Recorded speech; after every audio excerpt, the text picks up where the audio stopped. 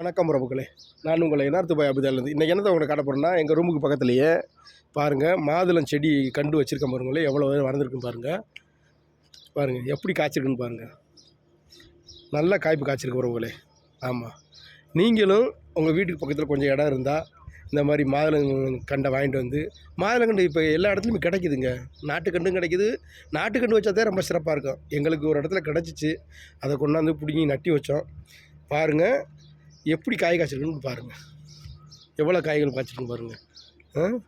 அந்த தண்ணி ஊற்றுற நேரத்தில் அந்த புளிய விதை ஒன்று கிடந்து பாருங்கள், அது முளைச்சி அதுவும் ஒரு மரமாக நிற்கிது பாருங்கள் உறவுகளே. புளிய மரம் இருக்குது. இந்த பக்கம் எலுமிச்சம்பழம் நார்த்தங்காய் அது ஒரு கண்டு முளைச்சிருக்கு பாருங்கள் உறவுகளே.